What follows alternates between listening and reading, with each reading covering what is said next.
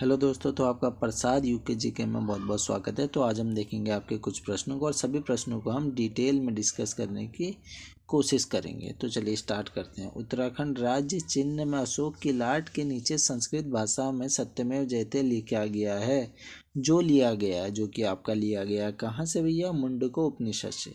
ठीक है। और जो ये आपका सत्यमेव जयते है, ये हमारा भैया भारत का राष्ट्रीय आदर्श वाक्य भी है। ठीक है, राष्ट्रीय आदर्श वाक्य भी है हमारा।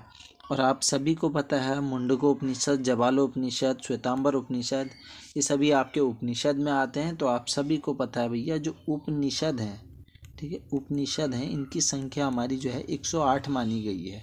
ठीक है, 108 मानी गई है, लेकिन जो हम प्रमाणिक मानते हैं वो हम प्रमाणिक सिर्फ 12 ही मानते हैं। ठीक है। अगर मैं उदाहरण के तौर पे बताऊं तो उपनिषद में से आ जाते हैं जैसे तैत्तिरीय उपनिषद, ऐत्रेय, छांदोग्य, कौशिकी। ठीक है, ये सभी। अब देखिए लिखा गया है इसमें जबालोपनिषद। सभी ऑप्शन को एक बार डिस्कस कर लेते हैं। जबालोपनिषद में हमें 4 आश्रमों की जानकारी प्राप्त होती है। ठीक है, 4 आश्रमों की भैया हमें जानकारी प्राप्त होती है। वो 4 आश्रम कौन कौन से हैं कहते नहीं है हम? ब्रह्मचर्य, ठीक है, गृहस्थ जीवन, गृहस्थ ब्रह्मचर्य, गृहस्थ वानप्रस्थ और लास्ट में संन्यास। ठीक है, इन चारों आश्रमों की जो हमें जानकारी मिलती है वो मिलती है जबालो उपनिषद से। और इसमें लिखा है श्वेतांबर उपनिषद। तो आप कहेंगे भैया श्वेतांबर उपनिषद में सबसे पहले मोक्ष शब्द हमें देखने को मिला। ठीक है, मोक्ष शब्द का सबसे पहले उल्लेख मिलता है श्वेतांबर उपनिषद से। और इसमें लिखा है जय संहिता। तो भैया जय संहिता को आप महाभारत बोल देते हो। ठीक है, क्योंकि महाभारत के मूल संस्करण को ही जय संहिता कहा जाता है। अब देखिए आप मुझे कमेंट बॉक्स में बताएंगे कि जो वेदांग है, वेदांग आपके कितने प्रकार के होते हैं? ठीक है, कितने प्रकार के होते हैं? आगे की ओर अगला प्रश्न, राष्ट्रमंडल खेलों की शुरुआत कब हुई?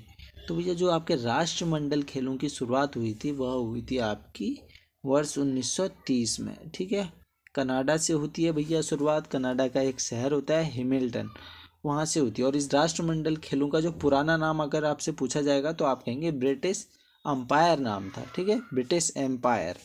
ठीक है, और इसमें लिखा है देखो 1934 लिखा है। तो 1934 में क्या हुआ था ना, भारत ने पहली बार भैया राष्ट्रमंडल खेलों में भाग लिया था भारत ने पहली बार।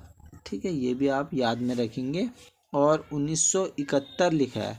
तो 1971 में हॉकी का पहला विश्व कप होता है भैया। हॉकी का पहला विश्व कप होता है, पहला। ठीक है ना, विश्व कप होता है। अब बार्सिलोना लिखा है तो बार्सिलोना से आपको याद आ रहा होगा, बार्सिलोना तो भैया स्पेन में है। किधर है भैया? स्पेन में है। आगे की ओर नौकरी करना माना जाएगा। अगर आप कहीं पर भी नौकरी करते हैं तो वो क्या माना जाएगा? एक माना जाएगा आर्थिक क्रिया या मजबूरी। मजबूरी तो आप ऐसे ही कट कर दोगे। अनार्थिक क्रिया, इन दोनों में ही लड़ाई है ऑप्शन ए और सी में। तो आप अगर थोड़ा सा दिमाग चलाएंगे तो आर्थिक माने क्या होता है, यानी इकोनॉमिक। ठीक है, इकोनॉमिक एक्टिविटी, क्रिया यानी एक्टिविटी आपकी। और अगर मैं बात करूँ अनार्थिक, तो अनार्थिक क्या हो जाएगा? और लग गया, यानी नॉन इकोनॉमिक एक्टिविटी की बात हो रही है। तो ऑप्शन नंबर ए इसमें हमारा सही हो जाएगा। ठीक है, अगर आप कहीं पे भी काम करोगे तो वो एक आपकी इकोनॉमिक एक्टिविटी है। ठीक है, अगर आप कोई व्यवसाय शुरू करोगे वो भी एक आपकी आर्थिक क्रिया है। नौकरी करोगे आर्थिक क्रिया है। ठीक है ना। अब देखो आर्थिक क्रिया की बात आएगी, अगर आप इसको एक अर्थव्यवस्था के उसमें लेकर चलें, अर्थव्यवस्था, अगर अर्थव्यवस्था की जो क्रियाएं आएंगी वो कौन कौन सी आएंगी? आप कहेंगे भैया उत्पादन। ठीक है, उत्पादन आ जाएगा। उत्पादन को इंग्लिश में क्या कहते हैं भैया? प्रोडक्शन कहते हैं। ठीक है, उपभोग आ जाएगा आपका, उपभोग को कंजप्शन कहते हैं। ठीक है, विनिमय आ जाएगा आपका, विनिमय को भैया एक्सचेंज बोलते हैं। वितरण आ जाएगा आपका, वितरण को हम डिस्ट्रीब्यूशन बोलते हैं। राजस्व आ जाएगा आपका, राजस्व को हम पब्लिक फाइनेंस बोलते हैं। ठीक है, अब देखो और अनार्थिक क्रिया को देख लेते हैं। अनार्थिक क्रिया होती क्या है भैया? अनार्थिक क्रिया यानी आप किसी ज़रूरतमंद की भैया ऐसे ही मदद कर दे रहे हो। ठीक है, तो इसको हम कह देंगे अनार्थिक क्रिया। आप रक्तदान कर दे रहे हो भैया। ठीक है, ये भी एक आपकी अनार्थिक क्रिया है। अब आपसे जो प्रश्न पूछे जाते हैं ना, वो पूछे जाएंगे भैया जैसे अर्थशास्त्र की 2 शाखाएँ होती हैं, वो कौन कौन सी होती हैं? ठीक है, अर्थशास्त्र की 2 शाखाएँ, तो आप कहेंगे भैया वो तो होती है एक आपकी व्यष्टि अर्थशास्त्र, जिसको आपने पढ़ा होगा, ठीक है। माइक्रो इकोनॉमिक करके एक होता है आपका समष्टि अर्थशास्त्र, समष्टि अर्थशास्त्र जिसको आपने पढ़ा होगा मैक्रो इकोनॉमिक करके, ठीक है। आगे की ओर, पूर्वी हिंदी अवधी बघेली छत्तीसगढ़ी किस अपभ्रंश के भेद हैं? तो भैया जो आपकी पूर्वी हिंदी है ना, वो किस अपभ्रंश का भेद है, आपसे सीधा सीधा यह पूछा गया, तो आप कहेंगे कि वह तो भैया हमारा अर्धमगधी अपभ्रंश का है, ठीक है ना। और इसमें सौर श्रेणी लिखा है, फिर ये क्या है? तो सौर श्रेणी में भैया आपकी पश्चिमी हिंदी आ जाती है, ठीक है, और आपकी अवधी पश्चिमी हिंदी आ जाती है, और राजस्थानी आ जाती है, राजस्थानी, ठीक है, और गुजराती आ जाती है सौर श्रेणी में। और मगधी अपभ्रंश में क्या आ जाता है भैया? बिहारी भाषा आ जाती है आपकी, बिहारी, और बांग्ला आ जाती है, ठीक है, उड़िया आ जाती है, असमिया आ जाती है, और ब्राह्मण अपभ्रंश में आ जाएगी आपकी भैया पंजाबी और सिंधी। क्या आ जाएगी? पंजाबी और सिंधी, ठीक है। आगे की ओर, हेमंत बिष्ट द्वारा लिखित है, तो हेमंत बिष्ट द्वारा क्या लिखित है भैया? आप कहेंगे भारत का संविधान लिखित है क्या? नहीं भैया, भारत का संविधान जो लिखा था अपने हाथों से, ठीक है, वह लिखा था प्रेम बिहारी रायजादा जी ने, प्रेम बिहारी रायजादा जी ने, ठीक है, रायजादा जी ने। मौलिक अधिकार लिखा गया है यहाँ पे, तो मौलिक अधिकार आपके भैया ये भी नहीं हो सकता है, और ये तो आपके भाग 3 में है, और अनुच्छेद 12 से 35 तक हैं, ये भी आप याद में रख लेना। बचा क्या? उत्तराखंड का राज्य गीत, तो ऑप्शन नंबर सी इसमें हमारा सही है। उत्तराखंड का राज्य गीत क्या है भैया? देवभूमि, उत्तराखंड देवभूमि मातृभूमि शत शत वंदन अभिनंदन हमारा राज्य गीत है, जो कि आपका 2016 में लिखा गया था, ठीक है, यानी अपनाया गया था भी कह सकते हो आप, ठीक है। और इसमें लिखा है भैया राज्य के नीति निर्देशक तत्व, तो राज्य के नीति निर्देशक तत्व आपके भैया भाग 4 में है, ठीक है, भाग 4 में है। अनुच्छेद 36 से 51 तक हमें देखने को मिलता है। अब 51 तक देखने को मिलते हैं, तो 51 क में क्या है, आप मुझे एक बात कमेंट बॉक्स में बताएंगे, ये आपके लिए क्वेश्चन हो गया, ठीक है। 51 क में क्या है? अब देखो बात आई है उत्तराखंड की, तो उत्तराखंड का जो आपका राज्य गीत है, ठीक है, राज्य गीत की बात आई है, तो उत्तराखंड का राज्य गीत हेमंत बिष्ट द्वारा लिखा गया था। यहाँ से आपके माइंड में कुछ चीज़ें आनी चाहिए, जैसे उत्तराखंड का जो राजकीय पशु है वह क्या है भैया? वह आपका कस्तूरी मृग है, जिसका वैज्ञानिक नाम मास्कस है, ठीक है, मास्कस काई सुगास्टर करके है। और पुष्प है भैया हमारा राजकीय जो पुष्प है ब्रह्म कमल हो गया, ब्रह्म कमल का वैज्ञानिक नाम है सोसोरिया अबुवेल्टा। और राज्य जो राजकीय वृक्ष हो गया वो बुरास है, जिसका वानस्पतिक नाम क्या है? अपोबोरियम है, ठीक है। और राजकीय पक्षी जो है वह मोनाल है, जिसका वैज्ञानिक नाम है क्या है भैया? लोफोफोरस इम्पीजेनस है आपका, ठीक है। बढ़ते हैं आगे की ओर। उस विकल्प का चयन करें जो चौथे पद से उसी प्रकार संबंधित है जिस प्रकार पहला पद दूसरे पद से संबंधित है और पांचवा पद छठे पद से संबंधित है। तो देखो ऐसे प्रश्न में आपको इकाई का अंक देख लो, अगर कुछ गुणा हो रहा होगा तो आप सभी को पता है, जैसे 13 का अगर आप पहाड़ा पढ़ोगे तो कब आएगा भैया? 4 आपका, ठीक है। तो जैसे 13 का पहाड़ा पढ़ोगे तो 13 अट्ठे आ जाएगा ना, 8 या 24 होता है आपका, तो लास्ट में आपका इकाई का अंक 4 आ रहा है, तो 13 अट्ठे 104 होता है आपका, ठीक है। अब 21 अट्ठे 168 आना ही चाहिए, तभी हमारी सीरीज़ भैया कंप्लीट होगी। अट्ठे 168 ही होता है आपका, 8 ही कम 8, 8 दूनी 16, ठीक है। तो आप वैसे ही करेंगे भैया, 37 की गुणा 2 से कर दी, 8 से कर देंगे, ठीक है, 8 से 2 से निकल गया मुँह से, 8 से कर देंगे तो 8 सत्ते 56, यानी इकाई का अंक 6 आ गया, ठीक है। तो इकाई का अंक 6 आ गया, तो सिर्फ एक ही इकाई के अंक में 6 है, वो है आपका ऑप्शन नंबर ए, यानी 296 होगा ये हमारा, ठीक है। अब बढ़ते हैं फिर आगे की ओर। अगला जो प्रश्न है, नेशनल डिफेंस एकेडमी कहाँ स्थित है? तो भैया जो आपकी नेशनल डिफेंस एकेडमी है वह आपकी स्थित है खड़कवासला में, और खड़कवासला किधर है भैया? महाराष्ट्र में है, ठीक है, खड़कवासला आपका महाराष्ट्र में है। जल थल वायु तीनों को यहाँ पे भैया आपका प्रशिक्षित किया जाता है। और देहरादून में क्या है भैया? देहरादून में आपका IMA है, यानी इंडियन मिलिट्री एकेडमी है आपकी, ठीक है। और नई दिल्ली में क्या है आपकी? नई दिल्ली में हो जाएगा आपका नेशनल डिफेंस कॉलेज कर लो, ठीक है। नरेंद्र नगर में क्या? उत्तराखंड राज्य पुलिस प्रशिक्षण अकादमी है, राज्य पुलिस प्रशिक्षण अकादमी कर लीजिए, ठीक है। नरेंद्र नगर में। अब नरेंद्र नगर कहाँ है आप कमेंट बॉक्स में मुझे बताएंगे। कन्नौजी बोली है भैया, तो कन्नौजी बोली क्या है आपकी, क्या पूर्वी हिंदी है? आप कहेंगे नहीं भैया, पूर्वी हिंदी में तो हमारी अवधी आती है, ठीक है, और बघेली आती है, और भैया छत्तीसगढ़ी आती है, ठीक है। राजस्थानी भैया, राजस्थानी में तो हमारी मारवाड़ी आ जाती है, ढूढाणी आ जाती है, इसी ढूढाणी को जयपुरी भी कहते हैं, मेवाती आ जाती है, और मालवी आ जाती है। पश्चिमी हिंदी, हाँ भैया पश्चिमी हिंदी इसमें हमारा बिल्कुल ही सही है। पश्चिमी हिंदी में आपकी कौन कौन सी भाषा आती है भैया? पश्चिमी हिंदी में आएगी आपकी खड़ी बोली, इसी खड़ी बोली को आप कौरवी भी बोलते हो, ये ध्यान में रखना, प्रश्न बनता है, ठीक है। खड़ी बोली का दूसरा नाम क्या है? तो आप कहेंगे कौरवी। और ब्रज भाषा आती है भैया, ठीक है, बांगरू आती है, बांगरू को और क्या दूसरा नाम क्या है भैया बांगरू का? इसको आप कहना कि हरियाणवी है दूसरा नाम, ठीक है ना। बुंदेली भी आती है आपकी, बुंदेली, और कन्नौजी भी आ जाती है। और बिहारी में कौन कौन सी आती है भैया? बिहारी में आती है आपकी मगही भाषा, ठीक है, भोजपुरी भाषा, भोजपुरी भाषा, और आपकी मैथिली भाषा, ठीक है, मैथिली भाषा। आगे की ओर, अहस्तक्षेप की नीति और निजी स्वामित्व किसके अंतर्गत आता है? अहस्तक्षेप यानी कहीं वहाँ पे हस्तक्षेप आपका ना के बराबर हो रहा है, ठीक है ना, तो वह आता है आपका उदारवादी अर्थव्यवस्था में। अब उदारवादी अर्थव्यवस्था क्या होती है भैया? उदारवादी में ना अहस्तक्षेप की नीति और निजी स्वामित्व हमें देखने को मिलता है। समाजवादी अर्थव्यवस्था में क्या होता है भैया? समाजवादी में ना जो भी आपके संसाधन होंगे ना, संसाधनों पर भैया सरकार का अधिकार होगा, ठीक है, सरकार का पूरा स्वामित्व होगा, और सरकार क्या कल्याणकारी भावना के तौर पे एक आपका काम कर लेगी, ठीक है। मिश्रित अर्थव्यवस्था क्या है भैया? मिश्रित अर्थव्यवस्था में जो भी आपके संसाधन होंगे उस पर राज्य और निजी दोनों क्षेत्रों का आपको स्वामित्व देखने को मिलेगा, ठीक है। भारत में कौन सी अर्थव्यवस्था है आप मुझे कमेंट करके बताएंगे। आगे की ओर, 6 दोस्त हैं भैया, ठीक है, पहले तो आप 6 दोस्त बना लीजिए, ठीक है ना, और दक्षिण की ओर मुँह करके बैठे हैं भैया। 1 दोस्त, 2 दोस्त, 3 दोस्त, 4 दोस्त, 5 दोस्त, और 6 दोस्त। अब देखो भैया दक्षिण की ओर मुँह करके बैठे हैं तो क्या हो जाएगा? ये वाली साइड तो आपकी दाएं साइड हो जाएगी, और ये वाली साइड आपकी बाएं साइड हो जाएगी, ठीक है, दाएं बाएं ये हो गई आपकी।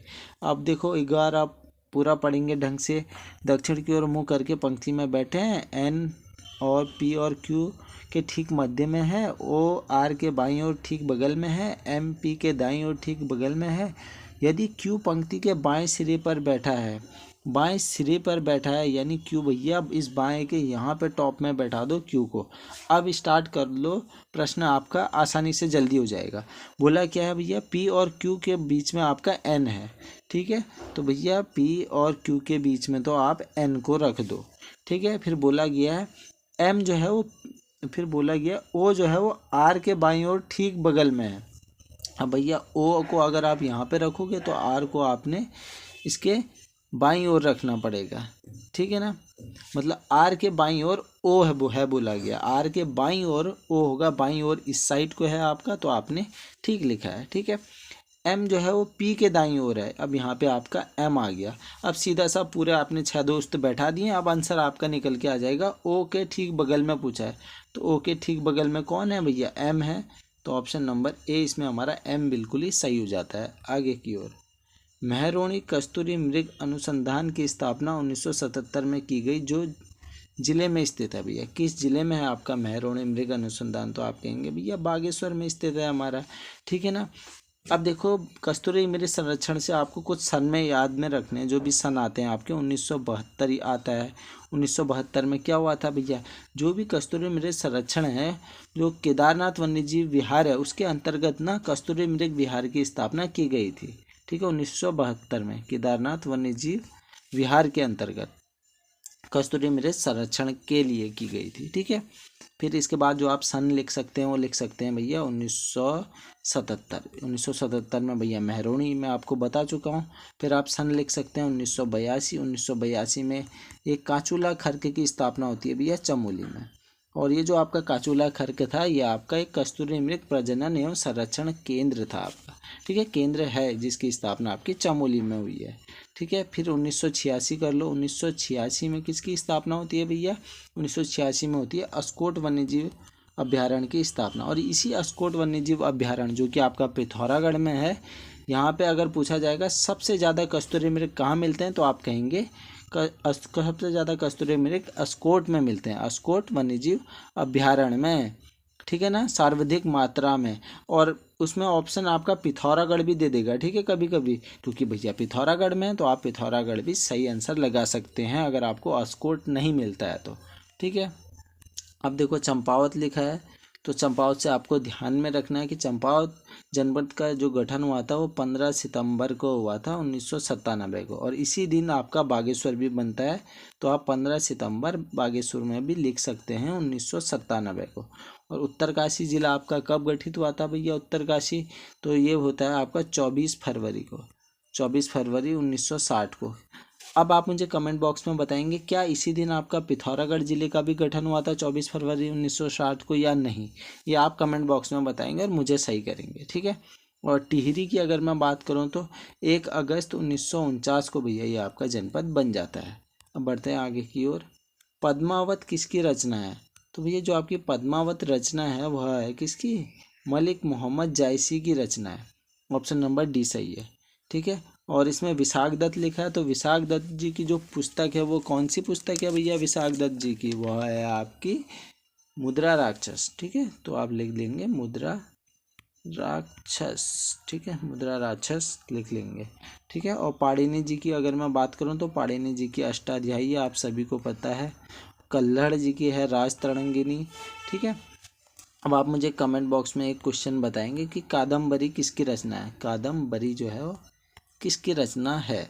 आगे की ओर अल्पप्राण नहीं है, तो अल्पप्राण नहीं है बोला गया। अगर मैं आपको अल्पप्राण के बारे में बताऊं तो भैया अल्पप्राण में ना सभी आपके स्वर आ जाते हैं, और जो आपके व्यंजन होते हैं उसका पहला यानी क, ठीक है, और तीसरा यानी क्या हो जाएगा, तीसरा क ख ग हो जाएगा तीसरा, ठीक है, और पांचवा यानी क ख ग घ अंग हो जाएगा, ठीक है, पांचवा। तो ये आपके अल्प प्राण है भैया, ठीक है। अब सभी स्वर अ ई उ आपके स्वर हैं, यानी इसमें ख इसमें हमारा सही हो जाएगा। ख क्या है, एक आपका महाप्राण है, ठीक है, महाप्राण। और महाप्राण क्या होता है भैया दूसरा, यानी ख आएगा दूसरे में और चौथा, ठीक है, ये सभी हमारे महाप्राण होते हैं। वर्ग का दूसरा और चौथा कर लो, ठीक है, घ, ठीक है, समझ गए। तो इसमें हमारा ख एक महाप्राण हो जाएगा। आगे की ओर परिवहन एवं संचार किस क्षेत्र के अंतर्गत आता है, परिवहन और संचार आपसे पूछा जा रहा है किस क्षेत्र के अंतर्गत आता है, तो वह आता है, देखो भैया, देखो जो आपका तृतीयक क्षेत्र है ना, इसी तृतीयक क्षेत्र को हम एक सेवा क्षेत्र भी बोलते हैं, ठीक है, यानी सर्विस सेक्टर, ठीक है, सेवा क्षेत्र।